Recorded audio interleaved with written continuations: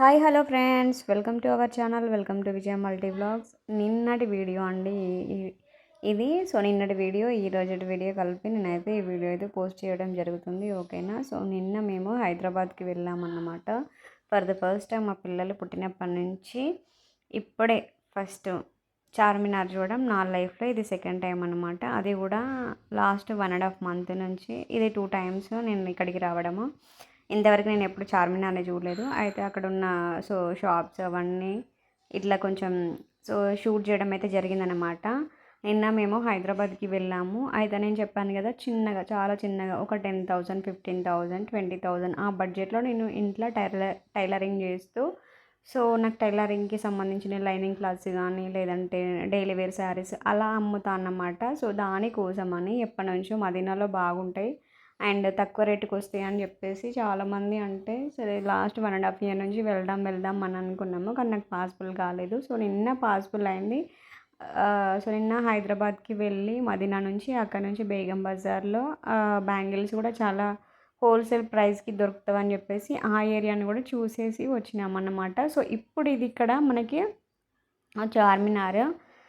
మేము మదీనా నుంచి డైరెక్ట్ చార్మినార్కి నడుచుకుంటూ వెళ్ళినామన్నమాట. అక్కడ నుంచి అక్కడికి దగ్గరే ఉంది. మళ్ళీ ఇక్కడ నుంచి ఆటో తీసుకొని మళ్ళీ మేము బేగం బజార్కి వెళ్ళామన్నమాట. ఇప్పుడు ఇక్కడ మేము పైకి ఏమి వెళ్ళలేదండి. జస్ట్ అంటే ఫస్ట్ టైం నేను చార్మినార్ పైకి ఎక్కాలంటే వామ్మో, ఆ స్టెప్స్ చాలా పెద్ద హైట్ ఉన్నాయి. అప్పటికి పిల్లలు నడిచిపోయి అలసిపోయారు కాబట్టి అంత సాహసం అయితే చేయలేదు. జస్ట్ దగ్గరుండి చూపించుకొని ఒక 2-3 ఫొటోస్ ఏమో దిగారు అంతే. జస్ట్ అక్కడ ఒక 3 to 4 మినిట్స్ కూడా లేము మేము. జస్ట్ చూడాలి అన్నట్టు వెళ్ళేసి చూసి అయితే వచ్చాము. చూడండి చార్మినార్. ఇక్కడ చాలా అంటే చాలా టైప్స్ ఆఫ్ బ్యాంగిల్స్ అయితే అక్కడ అమ్ముతున్నారు. నేను లాస్ట్ టైం వెళ్ళినప్పుడైతే కొన్ని బ్యాంగిల్స్ ఏమో తీసుకున్నా కానీ ఇప్పుడైతే అసలు ఏ షాపింగ్ చేయలేదు. ఎందుకంటే నాకు టైం లేదు కాబట్టి. అప్పటికి 2 అవుతుంది. మళ్ళీ మేము రిటర్న్ కావాలని చెప్పేసి అక్కడ ఒక ఇట్లా నడుచుకుంటూనే చార్మినార్ దగ్గరికి వెళ్తూనే ఇలా వీడియోనైతే తీసానన్నమాట. ఓకే. మా వాళ్ళకి మరి అంత ఎక్సైట్మెంట్ ఏం కాలేదు ఫస్ట్ టైం చూసినా కూడా. ఎందుకంటే వాళ్ళకి చాలా నీరసం అయిపోయింది నడుచుకుంటూ వచ్చి జర్నీ చేసిళ్ళు కదా.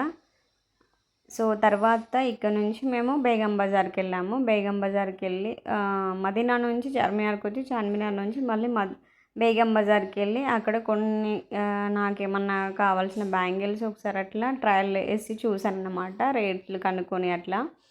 ఎందుకంటే మళ్ళీ రాలేను కదా ఇంత దూరము. మా హస్బెండ్ ఉన్నాడు కాబట్టి కొంచెం నాకు తీసుకెళ్తాడని చెప్పేసి అక్కడికి వెళ్ళి ఇక్కడ అన్ని హోల్సేల్ అయితే బ్యాంగిల్స్ అయితే దొరుకుతాయి అన్నమాట. నేను అట్లా ఒక చిన్న క్లిప్ అయితే తీసుకున్నాను.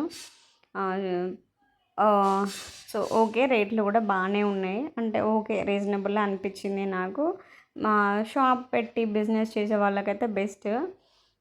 హోల్సేల్గా తక్కువ ప్రైజెస్కే వస్తున్నాయి అండ్ చాలా వెరైటీస్ కూడా ఉన్నాయి. అయితే ఇక్కడ మేము కొన్ని శారీస్ లైనింగ్స్ ఇట్లా తీసుకున్నానని చెప్పాను కదా. ఇక్కడ చూడండి మా పిల్లలు వాళ్ళు ఇప్పుడు పెద్ద బాబు 9th, చిన్న బాబు 5th వెళ్తాడు.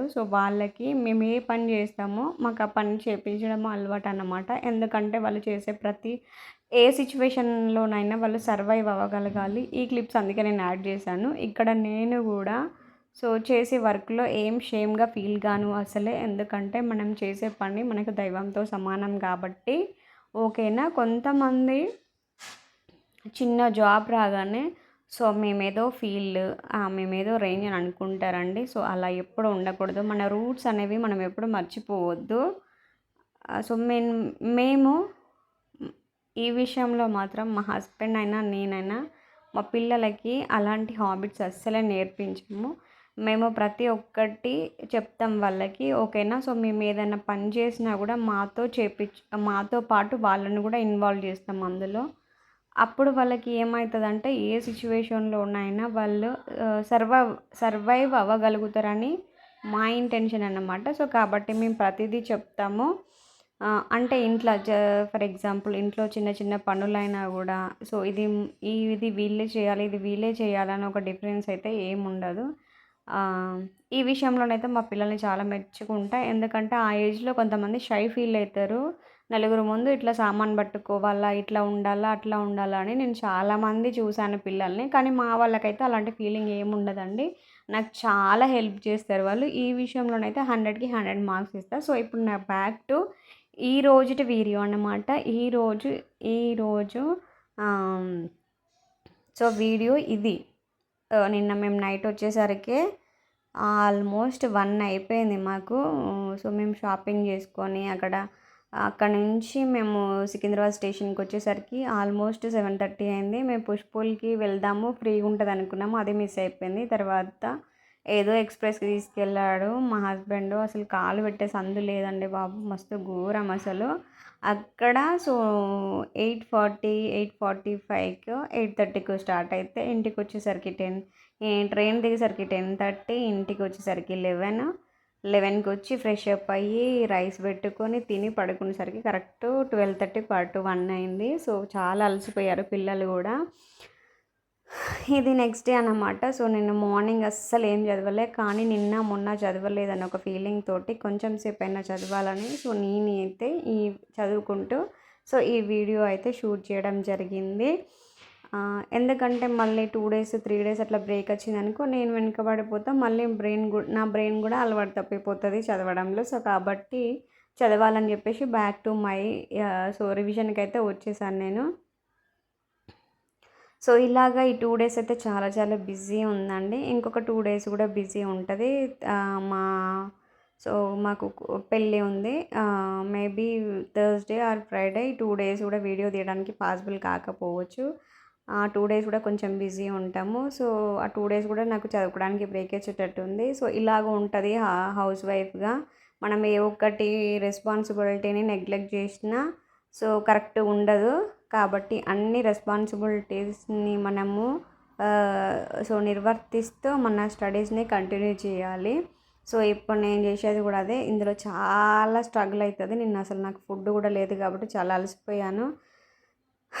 Okay, back to my revision అండి. ఓకే, ఇదండి వీడియో. Thank you for watching. Bye.